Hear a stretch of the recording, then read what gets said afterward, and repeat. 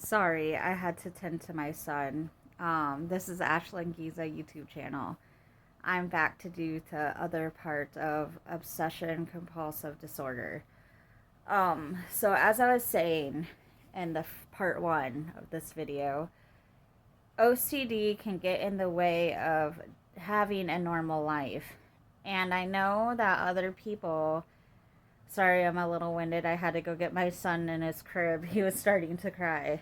Um, I know that other people too suffer from this disorder as well, and sometimes even worse. I know that I have a few friends too as well with rituals that they have to do.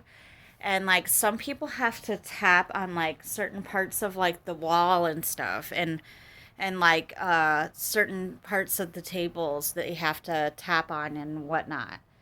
Um, I don't really know what causes this disorder. I'm pretty sure it's bouts of post traumatic stress disorder and just like that's our way people who have post traumatic stress disorder or any anxiety disorders, that's our way to cope, you know. That's our way to in a sense relieve some stress. But I'm not 100% sure if that's exactly why people do what they do with OCD. But I'm thinking that's what it is for me at least.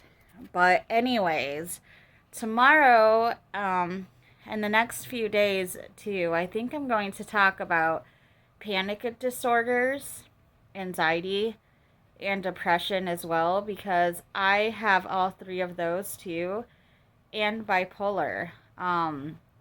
Since I'm on the kick of, OCD and other types of mental illnesses, because they are talked about a lot more than they used to be, but still sometimes, there's people out there that can feel alone. So I'm going to make those videos, and I'm making this video to let you guys know that you're not alone if you have OCD, and that you can get help for it. Just go to make an appointment with a therapist or talk to your family doctor about it. So then that way, you can get some help and find out some ways to cope with it and to let your brain know that you don't have to do things in that manner. Now, like I was telling you guys in part one of this video, how I have to have everything exactly in its place and everything, and I have to disinfect almost everything. That has gotten a little bit better over time because this weekend I had my daughter's graduation party and I didn't have time to disinfect or clean anything in my house.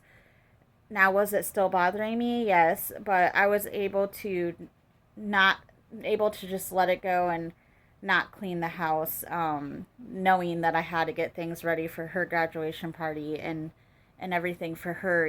So, I mean, it probably a little while back then, I probably would have tried to hurry and disinfect things and clean before her party and or directly after her party, right after her party to clean everything. But I didn't do it and I was able to let it go. So I'm feeling like things are getting a little bit better. But I also have OCD too, I wanted to mention, in different places that I go.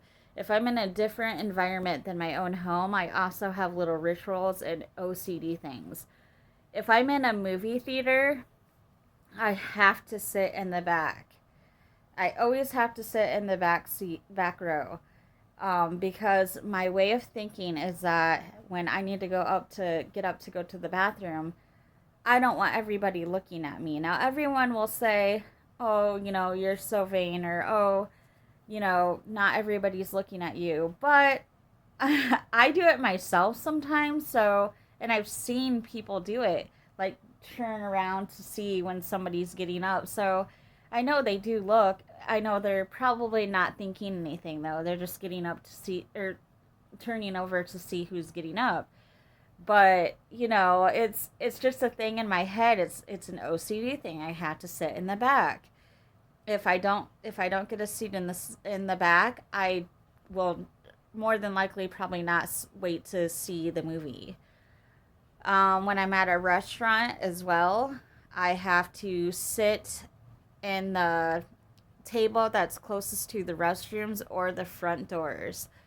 I I'm not sure if that's because of my panic disorder or anxiety or if that's because of OCD too, but I always have to sit by the bathrooms or the front doors of a restaurant just because I feel like if something happens, something bad happens, I have a plan to escape. I know where the doors are at, the front doors are at, and I know that there's a bathroom that I can go and calm myself down. So again, I don't know if that's OCD or if that's anxiety or if it's both. But I thought I would mention that in here because I have to do that sort of thing too when I'm out. I have to always have certain seats. And if I'm sitting anywhere public, when I'm with my husband or children, I always have to sit on the outer seat, not the inner middle one, so that way I can get up and leave if I need to.